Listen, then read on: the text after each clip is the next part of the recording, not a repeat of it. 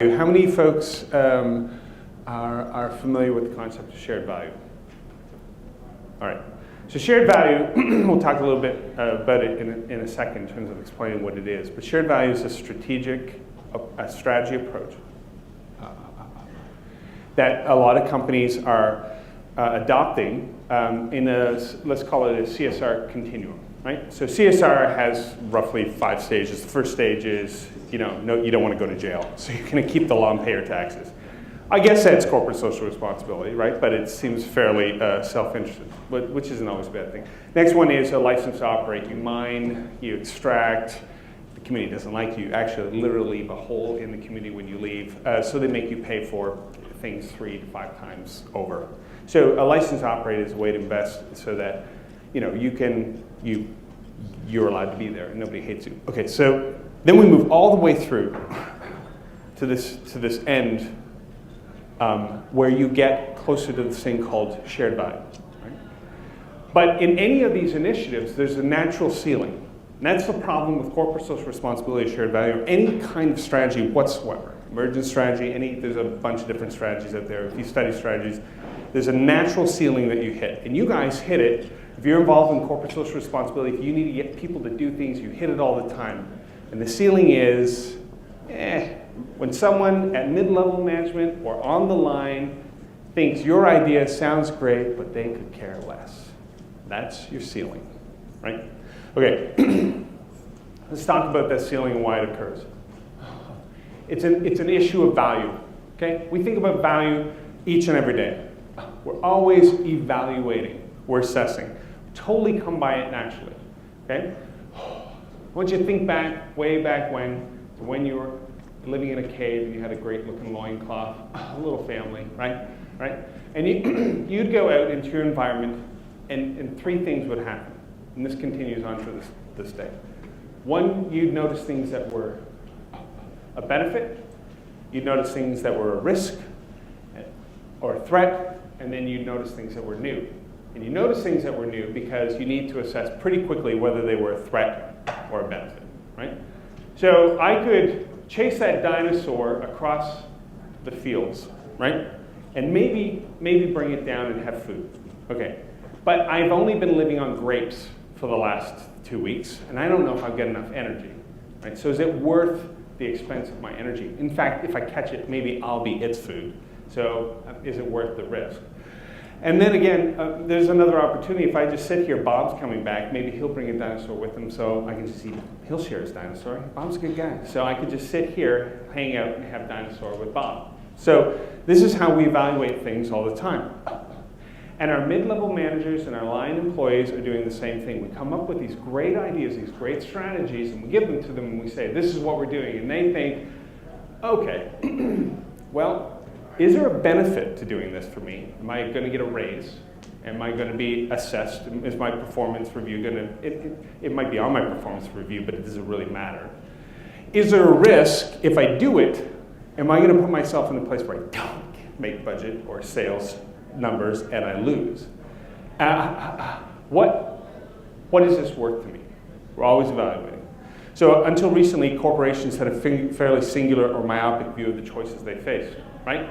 You had widgets, you made widgets, you sold widgets, you made money. And that's value. Then Jed Emerson comes along in 2000 and he comes up with this idea of blended value. Blended value is a simple concept. He introduced it in 2001 at the World Economic Forum. And he is the father of strategic investment, okay, or blended investment. And basically it's this simple concept. No longer do we as a society need to have as opposite options social value or financial value. In fact, there is a way to create blended value. We can do social good and we can make good money for business together. These are not opposing ideas. Now this built on John Elkerton's work in 1994, which became more widely popularized in 1996, of people, profit, and planet, right? It's this idea that there are several bottom lines. That was John's idea. But Jed came along and said, they're not separate lines in our reporting. We actually can start to combine them. Okay, so this idea of blended value. And it had mostly to do with how organizations or businesses invested their money to generate value. Okay, so we're all familiar with this, right? Triple bottom line, people, profit, planet, this all makes sense to us. Social return on investment, financial return on investment, they don't need to be at opposite poles. We can actually look for blended value return on investment. It's not a new concept to us anymore. The World Economic Forum in 2001, people fell off their seats, they threw things at them, the whole thing. But now we've accepted it, right? In 2006, Porter and Kramer published an article in Harvard Business Review. And they refer to a concept known as, now widely known as shared value. But they refer to it as a principle that they mentioned 10 times in the article. And the article is basically saying, here's how CSR can make money for business, right? In 2011, they went a little further, and they published another article in HBR. And they called it Creating Shared Value. Right? Now there's not a business principle explaining how to do CSR right. It is an actual concept that they've codified. And they widely release it, and now companies are adopting this idea of shared value. Probably one of the more famous examples of shared value is Nestle in India, when they helped local farmers with their dairy infrastructure in order to be able to have enough resource to produce, I don't know, powdered milk or something like that. But there's a whole environment in which you need to invest in order to generate value. And if you do it right, if you do your business right, you can generate value for the social value as well as business value. So this is the article, Creating Shared Value. And then he said, look, there are two places where you can find shared value, tremendous opportunities for shared value. One is in your supply chain, or your value chain, and the other one is in how it's in how you create your competitive advantage by using your resources. What are your resources and how do you apply them? So this is supply chain. At this point, we're over my pay grade. This is very complicated stuff. So we'll just move on. I just put a picture up. And this is how we take our resources and apply them in a way that we create competitive advantage. And that's where profit comes from. Your competitive advantage is where your profit is. This is according to Porter. There's some theorists out there who would disagree, but generally speaking, this is widely adopted, right? Now, in this scenario, there are three ways to begin to think about this differently. Now remember, Jed Emerson's over here and he said, it's not either or, it's both and. Okay? It's not either money or social value. We can create blended value. Porter and Kramer come along, they say, it's not just how we invest our money to create blended value. Let's think about how we do business to generate different kinds of value. And there are three pieces to this puzzle. One is reconceiving products and markets, like the Nestle example. The other one is redefining productivity and value chain, which I mentioned already. And then the third one is enabling local cluster development. And that's what we just heard about in terms of collective impact. Collective impact sits in cluster development. Okay? You bring different players together and you generate value. And they propose that this is quite different than CSR, whereas a lot of people might say, on the continuum of what CSR could be, this is on the end of doing it really well. Okay? Okay. What I want to propose is that there's a third consideration beyond blended value and shared value. And we're going to ask a panel to come up in a minute, and we're going to ask them to consider it with us. But we're all going to have a conversation. We're all going to talk. We're all the panel. We've just picked 5 people and prepped them so that if none of us have anything to say, they at least have something to say. And they've obligated themselves to be up under the lights. And we're all familiar with panels, so we went with that. Okay, but we're going to introduce them in a minute. They're fantastic people, and they're giving their time today, and I really do appreciate it. The third piece of the golden triangle is transformative value. The interesting thing about blended value and shared value is that they are external constructs. They are strategies. They are systems-based approaches. Collective impact, it was about addressing systems. And systems need to be rethought and reconfigured in order to generate the right kind of value. Absolutely, 100%. The problem is they come with a ceiling, and it's about right here. And it's set right where you will find your employees, the number of your employees willing to buy into it with you, to participate and to act out of it. BP was well known as a CSR-oriented company, but when it came down to it, there were employees within that company who made decisions that were not in line with what was written on paper, on walls, or in reports. That's your ceiling. When words stay on the wall or in a report and they don't resonate with what we believe as individuals, that's our ceiling. Transformative value is a way to push past that. Okay? Transformative value says, look, these people, these mid-level managers, these line employees are the key to implementing shared value and realizing the promise of blended value. The problem is, in shared value, because it's a systems-oriented approach, employees play one of three roles. They are drivers, meaning our internal stakeholders, like external stakeholders, are demanding that companies are more socially responsible. They drive the need to create shared value. They are beneficiaries, as people who live and work in different areas where shared value is manifested. They benefit from the shared value that can be generated. Better neighborhoods, safer neighborhoods, more food, low reduction in poverty, what have you. Whatever kind of shared value might be generated in a region, if they live there, they're beneficiaries. Okay? They're also beneficiaries of diversity programs and better HR policies, safety for employees, that kind of thing. They benefit.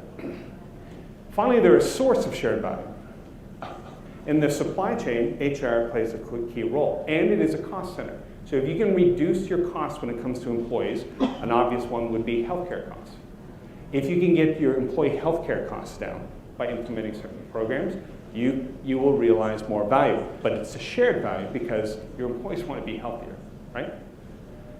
They are never the primary actor. In fact, Porter, in one of his papers, states clearly that employees cannot be included in the shared value model because then you'd be including absolutely everything. And he keeps it more in a system approach. He's a systems management guy. It makes total sense. I don't think that's not true. It's not that that's not true. It's just not true enough. Right? So let's examine what we mean by transformative value, and we'll pull it all together. We'll bring up our group, and we'll see if it sticks to the wall. Okay? This is a growth spiral. Okay? Golden triangle is used to form a logarithmic spiral. By bisecting the base angles, a new point is created that in turn makes another golden triangle. The bisection process can be continued infinitely. It means you've got a triangle that has a certain dimension. All you have to do is shrink it and turn on its side, shrink it and turn on its side, shrink it and turn on its side. It keeps fitting inside of itself. Okay? That's a golden spiral. Golden triangle, it forms a growth spiral. Here's what ours looks like. And I'm using this mathematical thing, this triangle, this rubric, in order to try to explain how these pieces, how these different kinds of value fit together and work together. So one triangle, that's exactly the same triangle, just smaller, and exactly the same triangle again and again repeated ad infinitum. Blended value is a big concept. It's the first construct. It says, look, it doesn't have to be either or. We can create a value that matters on both sides of the equation. That led to shared value. Shared value said, look, it doesn't have to just be how we invest to create this kind of value. How we operate, how we function as a business can generate more value. This brings us to transformative value, which continues on and forms a growth spiral. I'm going to explain what transformative value means in a moment, but first I want to give this concept that we're going to return to. This is just to give us some handholds to understand how these things fit together. So I want to explain growth spiral just a second longer here. It's a pattern that's found throughout nature. All flowers that grow form a growth spiral, geometric shape. Find it in seashells. Find it in interesting places, like when you hit a ball and water flies off a ball in a circle. It's exactly those dimensions. You can put a triangle in there.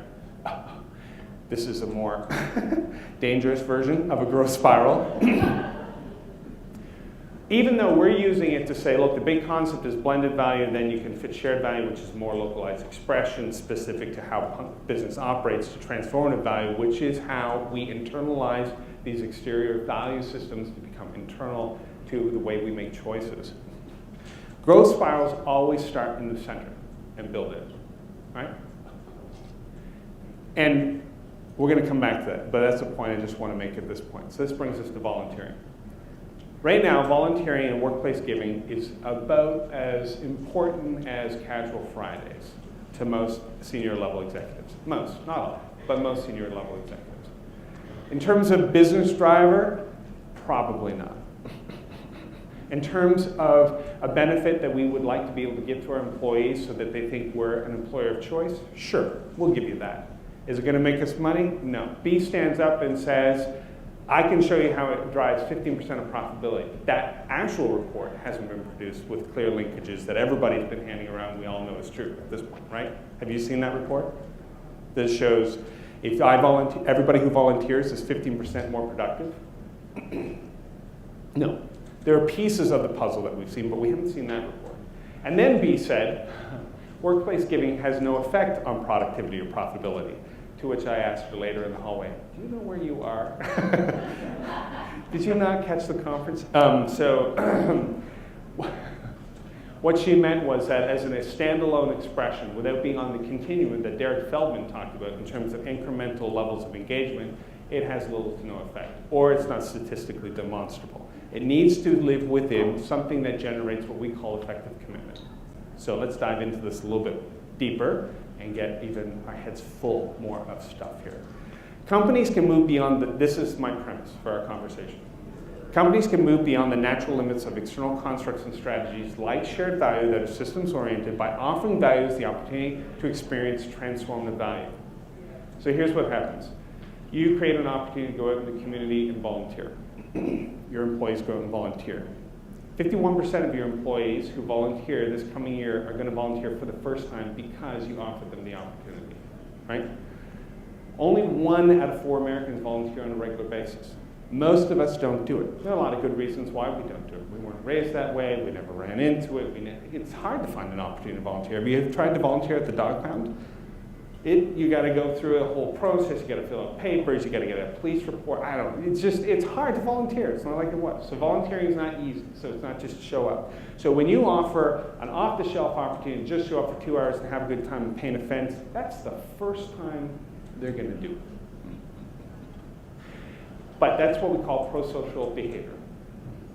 And when we offer opportunities for pro-social behavior, we give people an opportunity to consider what matters in life and what's really valuable. And there's a lot of, that's a whole nother talk, and I could do it, but none of us have time for it.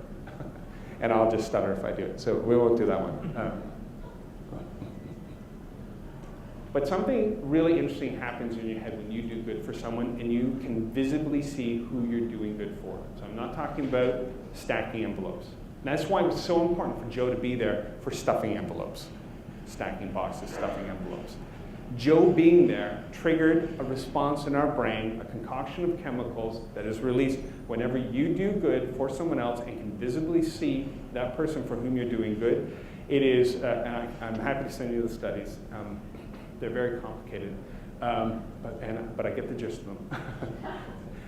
A chemical reaction is released in your brain that is similar to a yoga high, a runner's high, or sex. You do it, and you're immediately rewarded. And that is because any of us who survived today did so because we have a strong bent in our brains towards empathy. Not everybody, and when somebody doesn't have empathy, you notice it.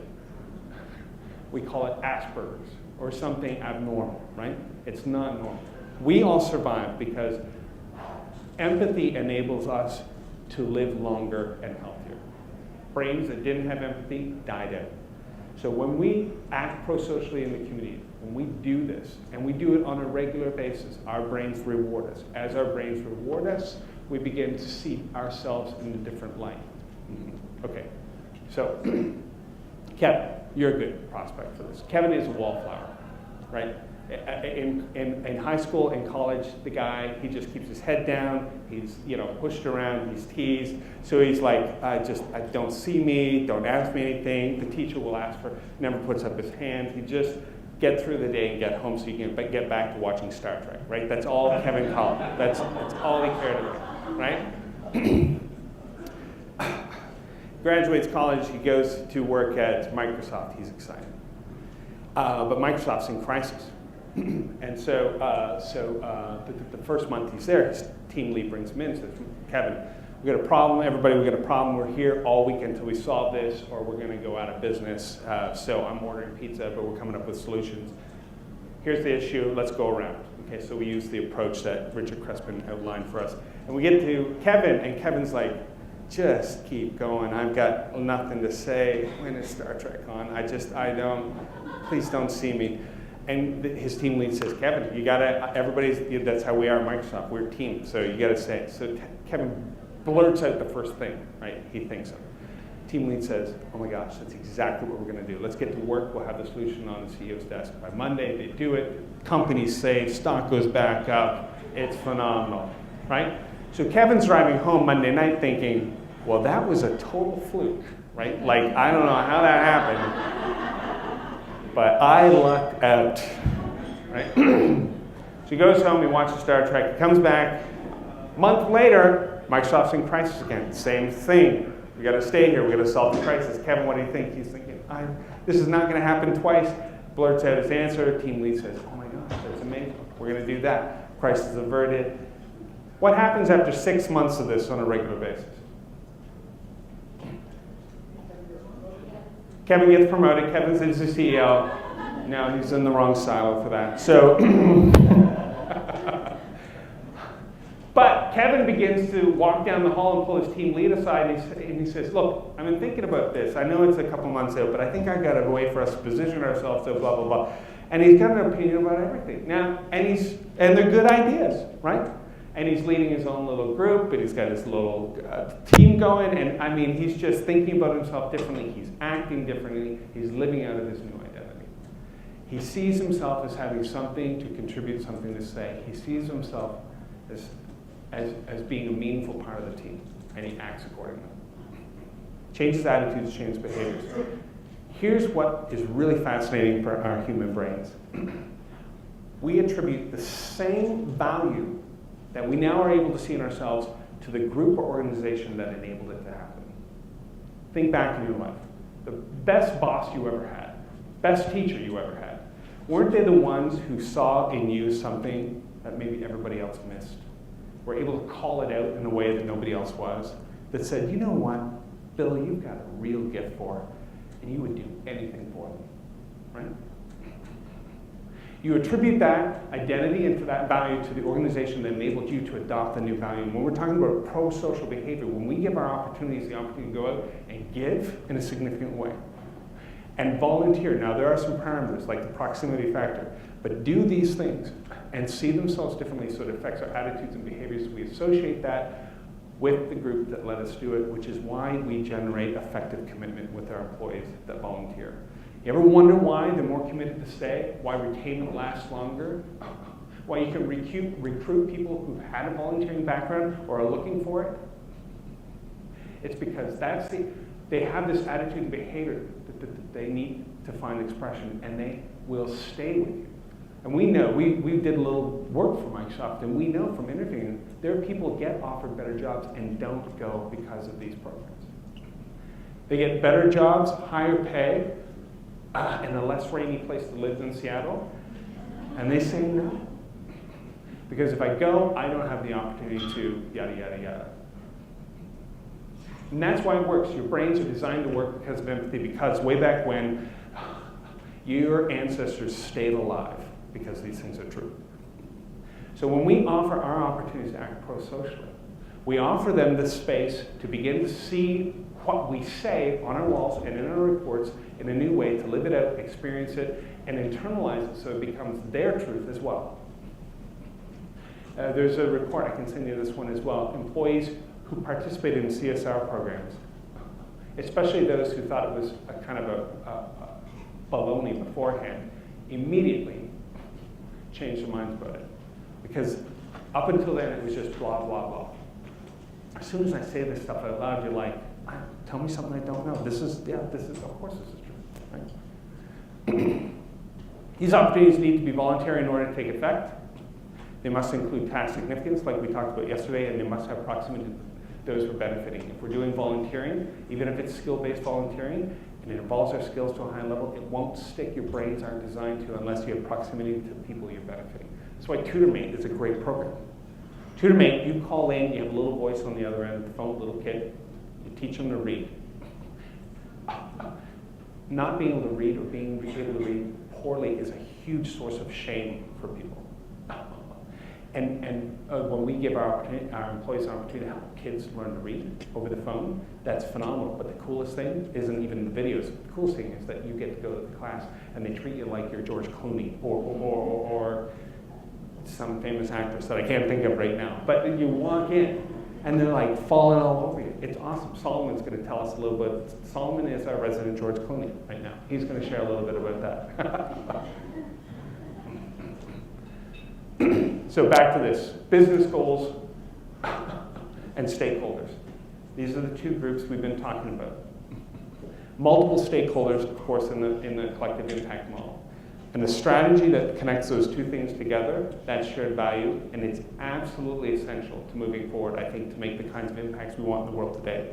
But without employees as the primary actor, without understanding that if we do not see them as the product of these efforts, we will always be limited to the latest strategy and the way we can force people to take advantage of it, to participate in it, or those who've already bought into it. It's not that we want employees to get us where we want to go. They're not a means to an end. They're the point. If we can fill up our company with people who have this transformative experience with little kids who begin to see themselves not as just someone who makes widgets and sells widgets and their values and what they drive or where they live or how much they make, but as somebody who has a meaningful contribution to make because they worked with a little kid and they begin to see their lives as having a greater value and they live into that version of themselves and they act out of that version of themselves and they are more generous and they are kinder, they're a better team player, life matters more because they're connected to purpose. That's the point. We fill our companies up with the best version of our people and we create social movements. We're not limited to the latest strategy. That goes generationally and across networks. And that gets us to what Derek said at the very beginning. The highest level of engagement is when somebody shares it with somebody else. And if you have been transformed by a pro-social action, you talk about it. You've got volunteers or champions in your company. You could not shut them up if you paid them $1 million. They absolutely believe in it. They've been transformed by it. That needs to be the focus. We need the shared value to be the proper system in which to put it. But the actors themselves, the employees themselves, have got to be the point. Okay. So, let's talk about transformational value. Do you guys mind coming out? Now, please. Yes. I know, it's rather abrupt, I know, but there you go. Okay, while they're coming up, we're going to introduce them. We have Laura Asiala. She's the Senior Director of Client Relations and Public Affairs at Pixar Global. We did a podcast with her lately. She was awesome. And she's written a couple of blogs for us. The next one goes up next week. If you want to know how international volunteering, it's up today. You can check it out today. Get some great ideas about how international volunteering can reduce the cost of just being in business. Solomon, I've never had to say your last name. Ghazari. And I have spent 2 days butchering names up here in front of everybody, so thank you for sparing me that one. Ghazari. He's an account executive at Nielsen, and he's an Innovations for Learning partner with Dan. If you haven't talked to Dan yet or seen his product, you need to. It's awesome. Katie Thiemann, she's with us. Okay, Katie Thiemann, she's Assistant Vice President, Community Relations, Program Manager at TD Bank. She's been sitting with me all day, yesterday and today. Asya Posner, Menson, PhD, Director, Pulse Volunteering Partnership at GSK. She leads the Pulse program, which is an international volunteering program. And she's produced a really cool piece of research called Win-Win-Win. Is that available on your site? Just Google Win-Win-Win. There's a PDF, you can download it, but it's got some good stats in there. Okay. And finally, Lenore, again, Fetter.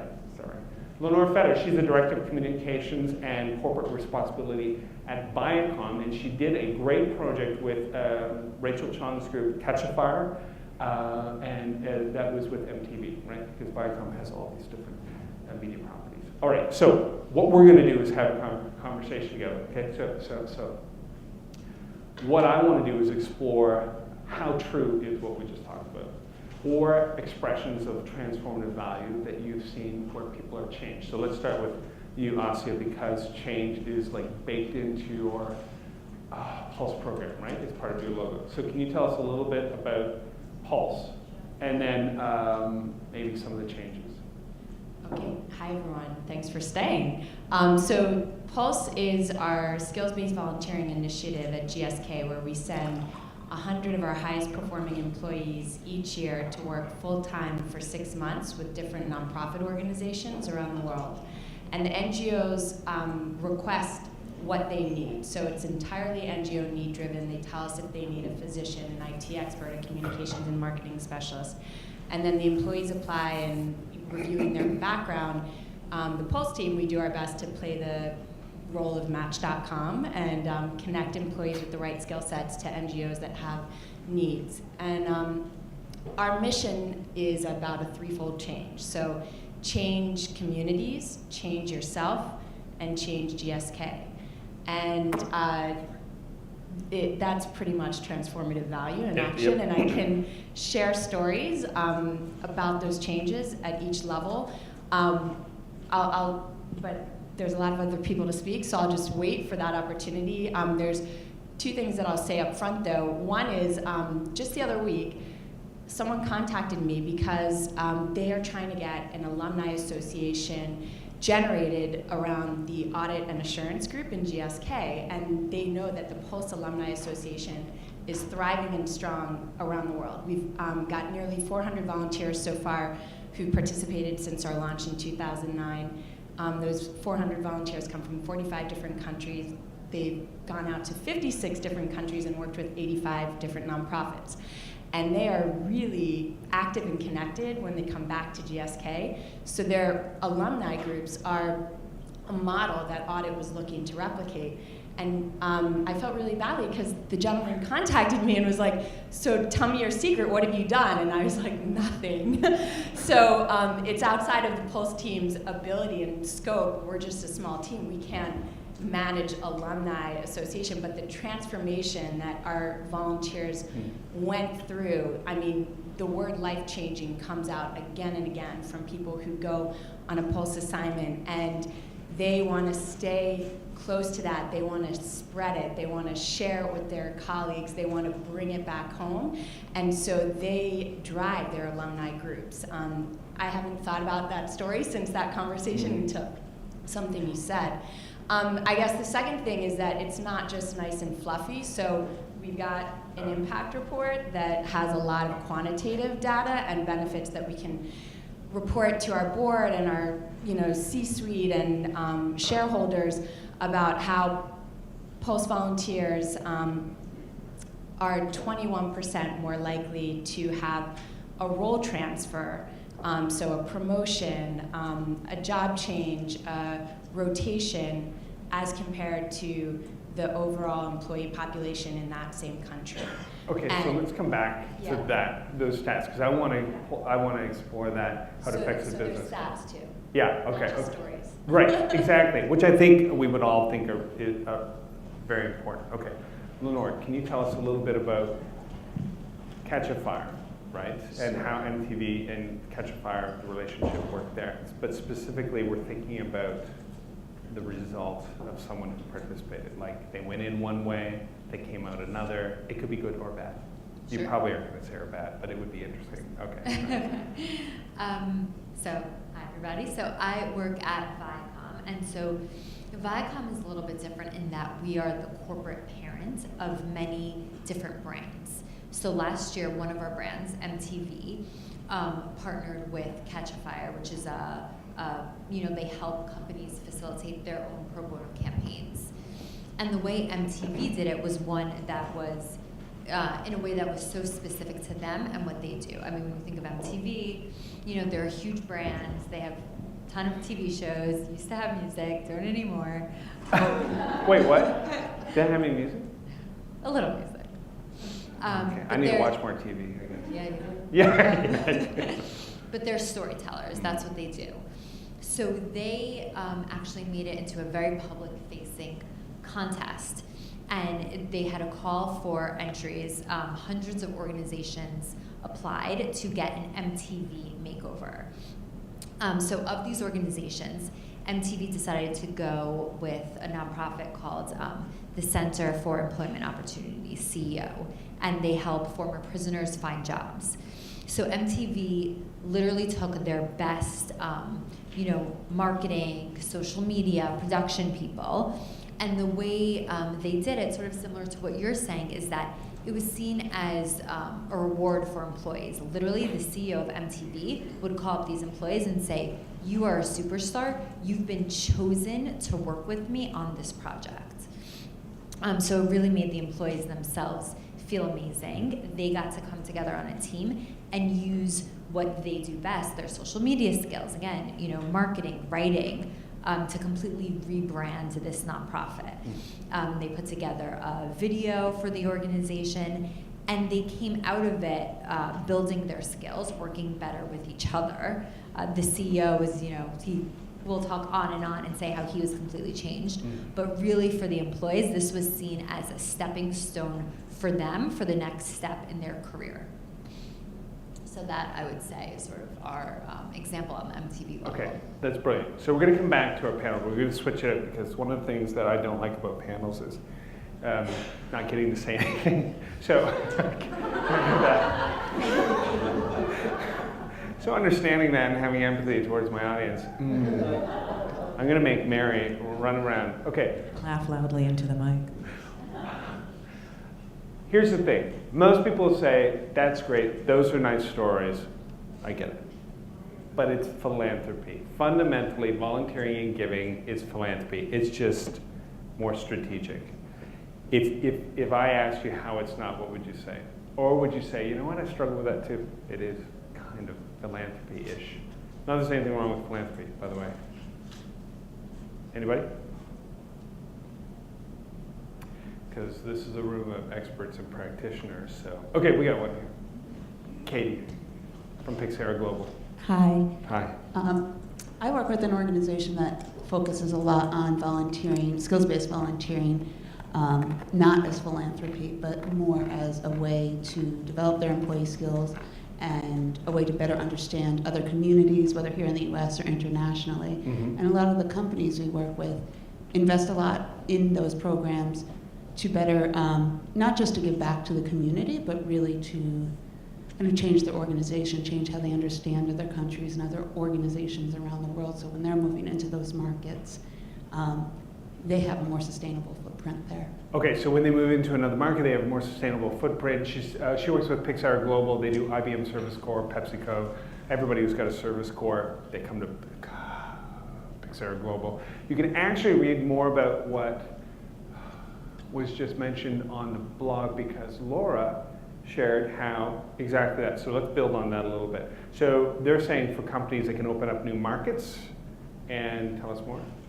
Well, one of the things that we see, and Chris, really, you asked me some great questions when we did the podcast the other day and said, well, what is the ROI? We're going to drive on ROI. And so I spent 30 years in the specialty manufacturing area. So I have some experience in some other areas that are not around strategic philanthropy. And there are 3 areas that businesses are always trying to do, and international corporate volunteerism speaks to all 3 of them. The first is about talent. And we've all talked about talent for the last 2 days. You talked about talent just a few minutes ago, and having people who can lean into the best possible selves that they can be. But one of the things that we know, and we have the research to prove it, is that there is very few more effective and efficient modes to attract, develop, retain, and engage employees. So it's all about talent, and you can't have a business without talent. But there's 2 other things that it can also speak to. Yeah, and these are 2 areas I thought were interesting. Yeah, most people don't think about. The second one is all about new business. And it's so interesting for me to sometimes hear about this because I did market research for a company that I worked for before. And of course, you know what? everybody says the same thing. Well, what's the ROI on the market research? Really? I mean, so it comes up.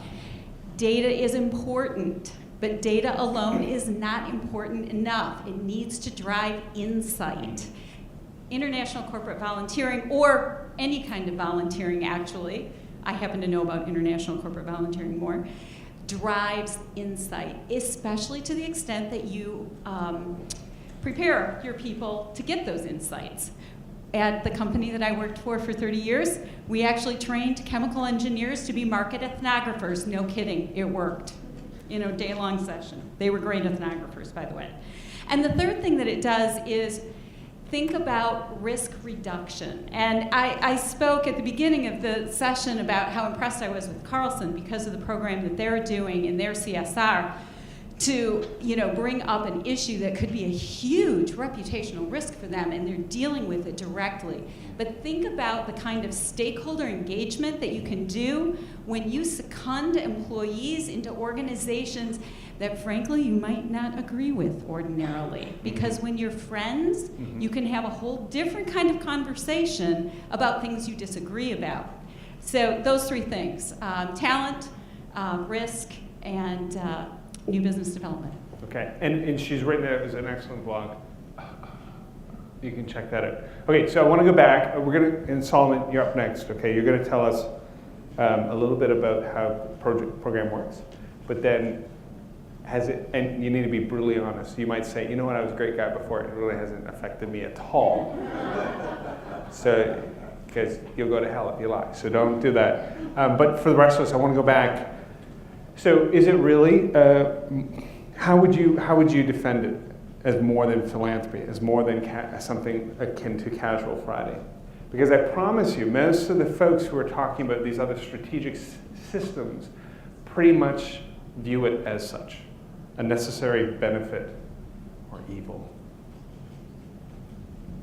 Hi, Robin Stewart from CUSO International.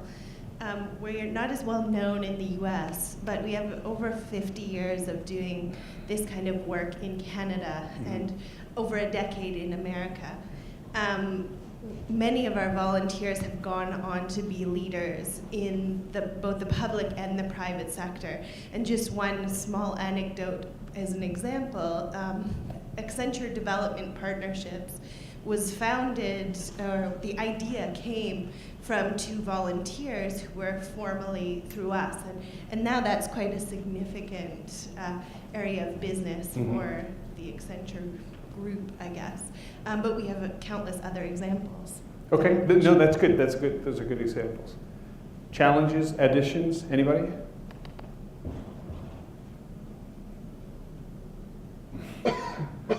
Solomon? And then Katie, you're going to be next because I'd like to hear how you would describe improvements or change based on some of your programs as well. Okay, so this school year I've been tutoring a first grader through the TutorMate program. This is an online tutoring setup where we're basically doing an online meeting like you would do in a corporate online meeting with a Skype connection. And basically we both are kind of looking at the same story or word game or some other activity, and we spend a half hour every week reading. And I was a pretty amazing guy before, but to be quite honest, just dealing with a first grader really teaches you a lot about life and about communication and management of expectations, proactive management of expectations. And it's been really wonderful. I've had an opportunity to visit the school and meet with my student and some of the other kids in the class. And the bottom line is, just to your point, it's weird. It actually does make me kind of like Nielsen more. And I do feel like I'm kind of giving back more to the community than just being like a sales dude. And that feels nice. What's your favorite story, Solomon? My favorite what? Story. The one about the kid who pretends that he's a king. And then he pretends that he's a monster, and then he pretends that he's a frog. And he goes on to pretend like he's other things. Cool. Okay. I'm gonna look for that one on Amazon. Why did you decide to do it? It just came up. There are a lot of volunteer opportunities that kind of come up in email. We have a Nielsen Cares division, and this just appealed to me. I've been wanting to do something like in my community. So what's cool about this is that I live in Brooklyn. The school's in Bed-Stuy, and it's pretty close to me. So it just seemed like a pretty direct way to do something that fits my schedule. Like I can do it from my office. I can do it from home. Mm-hmm. But I get to interact with somebody who's in my neighborhood. Did you volunteer regularly before? Not really. No. I've done, I was like a summer camp counselor, but. Okay, so summer camp counselor, that's interesting, but you're a busy guy, you got a lot going on, you got a scene. Why? When you saw this email, did you go, oh, okay, I'll do that. I want to read about it. It's cool because it's like time that Nielsen is allowing me not to work. Mm-hmm. So that was appealing. And then, I wanted to do some, I like tutoring, I like that kind of thing, so it just appealed to me. Yeah, would you do it again next time? Yeah. Okay, why will you do it again? Because it actually is a good use of my time. Like, there's a tremendous need in these, underserved schools where kids are having serious literacy problems, and I'm like actually helping somebody kind of become empowered and like maybe actually kind of stand up for themselves in the world. Okay, so there's a progression there. There's the extrinsic motivation of, I don't know, I could do it instead of, work or whatever. So extrinsic, right? Not really drivers. Second time around, he knows exactly why he's doing it and what the results are, right? So that's the progression that happens, and we shouldn't be afraid when people do it because it's a cool way to do something at the office that's not work. Okay, Katie, you're going to tell us a little bit about any kind of meaningful change when your boss comes to you, the CEO of TD, and says, Katie, listen, we're going to eliminate your job because honestly, I don't know why you're here. You can go work for a nonprofit. Prove to me right now you're worth keeping. Not you personally, but your program. So a couple years ago, TD Bank started a employee reading program. It was kind of linked to our summer reading program that launched. Read 10 books, you get $10. And when we wanted to do executive reading week, and it went so well, we did executive reading month, and then we turned it into employee reading summer, so anyone could go out and read. And it was like, well, this is going so well. What can we do? What can we change to make it better? So to go with the whole year-round employee engagement piece, last year we changed it to employee reading program. Read whenever you want, pick a school, any school you want, we'll donate 3 books to you, go out 3 times, make an impact in these schools, leave the books when you leave. It flopped. All the other stuff was going so well, the week, the month, the summer. Flop is a bad word, but it didn't take off. It didn't take off like we were hoping. Yeah. We put a lot of effort into it, and it was like, what are we going to do? So this year, we partnered with a nonprofit, First Book, that we've worked with in the past for other programs. And working with them, they said, we like the idea of going back 3 times, and you make that connection, in your community. But our employees were picking what schools they wanted to go to. So they were going to their child's school, they were going to their Boy Scout troop, that their son's in, and stuff like that. But they weren't going to the schools that needed it, that really needed that interaction with the company, with the community. So First Book has partnered us up with 300 schools in our footprint in low to moderate income areas. They're donating, they're not donating, we are paying for this program, but the employees will pick what school that out of this approved list, and they will then go in and they'll read a book. They'll then give a book to every child in that class, and for most of those children, that's their first book ever, first brand new book that they get to ever have. That's their own. It's not something that they've received as a hand-me-down, and then they'll go back a second time and donate 10 books to the classroom after they read, and then they'll go back a third time, read again, and they'll donate a second book to that child. So now that child has 2 brand new hardcover books that's never been opened, pages aren't ripped, and it's something that our employees can build in the community where it's needed, and they're not just picking the school that they're used to or the organization they're used to. It's kind of getting them a little bit out of their comfort zone, but they get to see that smile on that kid when they're told, because these kids don't know they're going to walk away from school that day with a book. So we've seen this as a huge change. I gave pushback about going into the communities where I'm not familiar. You know, of course I want to go to my daughter's school. Why would I want to go to some school where I don't know any kid? But it's turned out to be this amazing program, and people are so connected to it. And we see a huge push coming from just before, when we just opened it up, say go out to the school 3 times and do what you want. It didn't take off. People didn't have time. But now we're telling you to partner with your coworker, partner with your department, go out. It's almost like an adopt a school program. So we had a program that worked well, then we made a change, it didn't go so well, and now we've changed it again, and it's really connecting to our community in the LMI areas. Our employees are making a huge impact to these kids and families. So I see and you don't have to have an answer for this, but I see the social impact of that and how that worked. But can you talk to me about the impact or the change that you may see realized in the employees themselves as a result of participating? Continue to go back. They've continued, or they will. We've just kicked off the program, but they've already said, can I do another school? Can I keep going? Can I pick another school with another employee? And this is really exciting to them because they're seeing it's that smile of that kid, and they want to go back and they want to make that difference. Okay. All of our programs, we have the tagline, make a difference, making it real. And this is making it for those employees, really seeing the kids that are in need. It's not the ones that they're used to, it's not the communities that they're familiar with, it's going into a community that's new to them and they want to continue to go back and do more. Okay, good. Anybody want to add to any of that? Yep, let's go down the line. Lenore?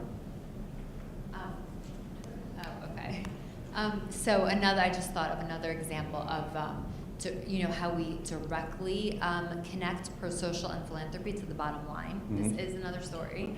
But there's a girl named Malika in our company, and she is the celebrity liaison. It's her job to work with celebrity, get them on our shows, get them the MTV Music Awards, get them at all our events and shows. That's a huge part of our business as a company. She's been very involved in pro-social. She's been, through her relationships with celebrities and in making new relationships, she's been going out to them to ask them to be ambassadors for some of our different initiatives. So for example, Mary J. Blige, she went out to her without a previous relationship and asked her to do something with us and connected it to Mary J. Blige's existing social initiative. Through that, she was able to build a relationship with this, huge celebrity that we didn't previously have. And now, the entire company is able to work with her, BET, MTV, we're all able to connect with her because of this and because of something that started with a social relationship. So I would say for any of your companies that work with, people, with clients, with, vendors, with whoever, if you take on their cause, it's a way to get them on your side. And, it's all about relationships, and it's a way to build and strengthen those relationships. Okay, that's a good example. GSK's mission is to help people do more, feel better, and live longer. But a lot of people in our company are at a desk job, and they never see or interact with the patients who ultimately our medicines reach, or the consumers that our products ultimately reach. The Pulse experience allows them to immerse for 6 months in communities, working alongside primarily health-related nonprofit organizations.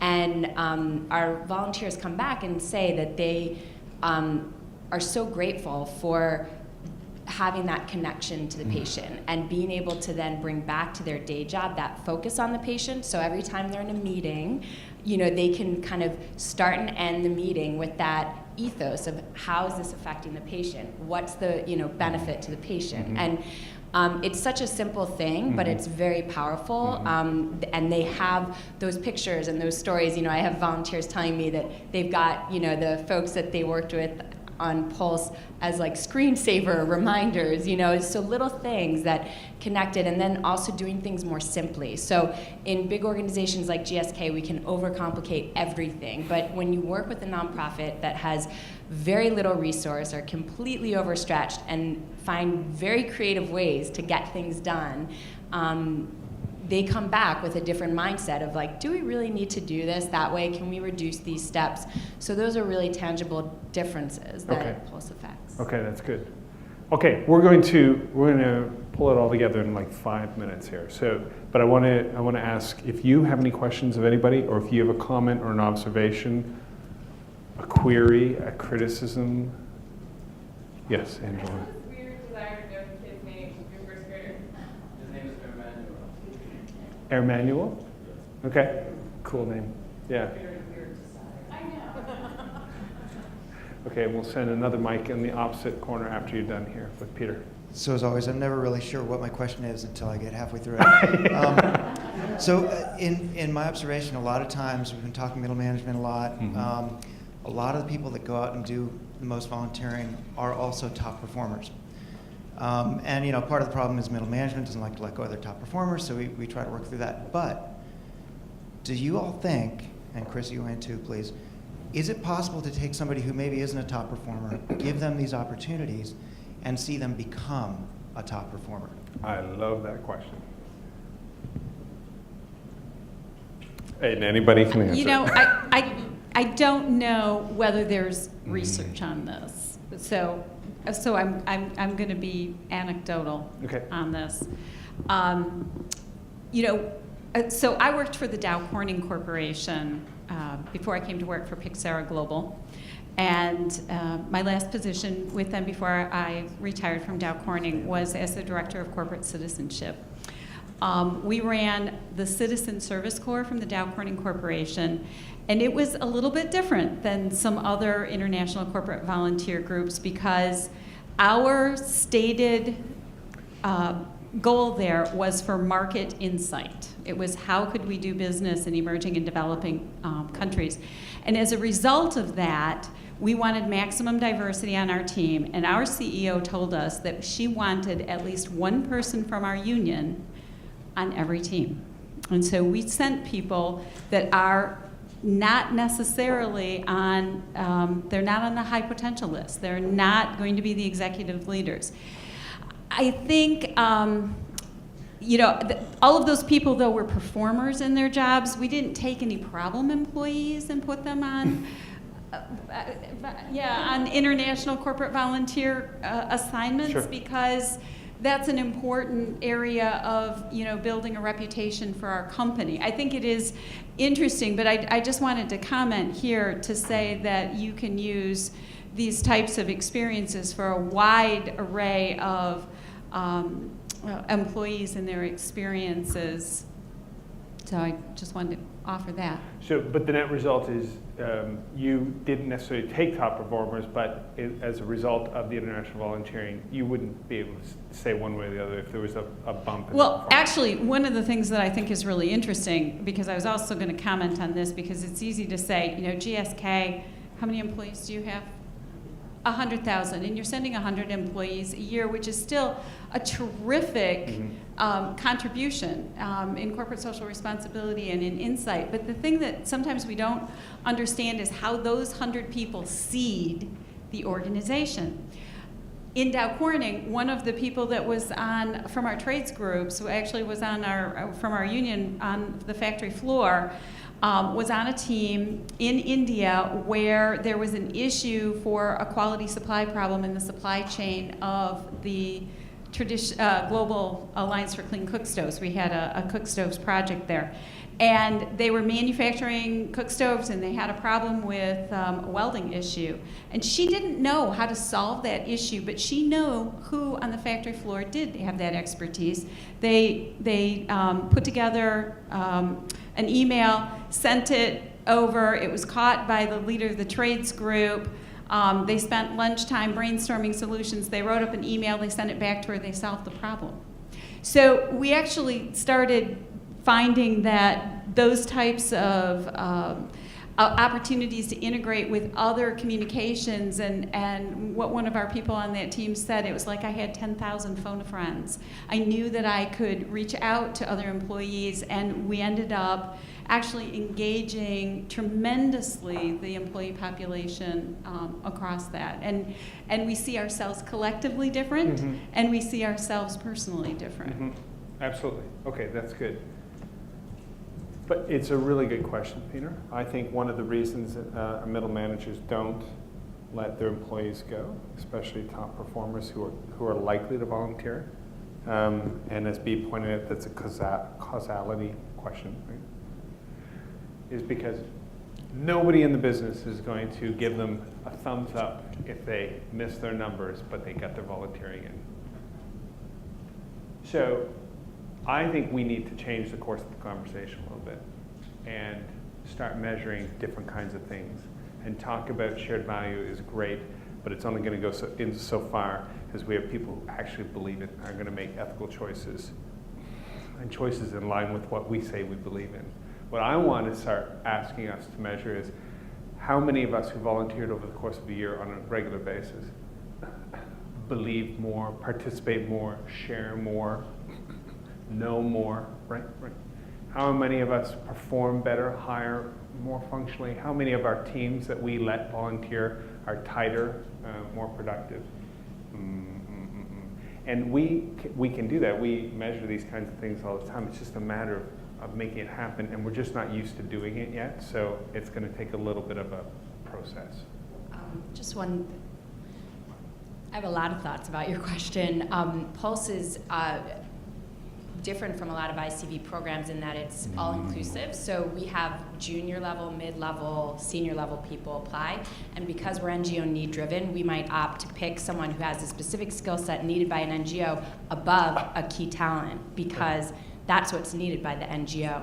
One of the studies we're working on right now, which probably speaks to your question, and we don't know the answer yet, is we have a employee-wide GSK survey that goes out every 2 years, and we give surveys through Pulse.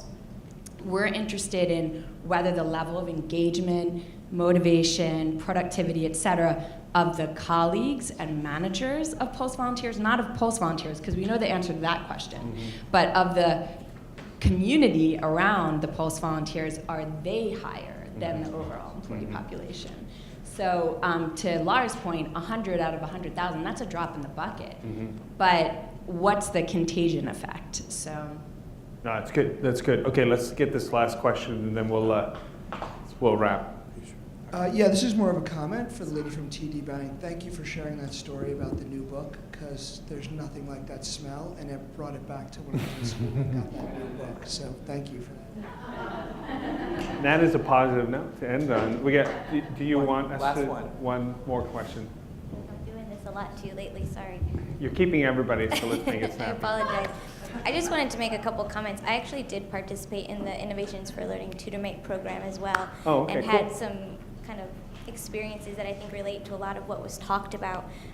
You know, I became involved with JP Morgan Chase actually in a former life, and we ran a program with TutorMate.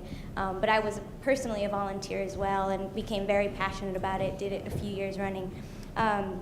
As a result, though, you kind of spoke about it all the time.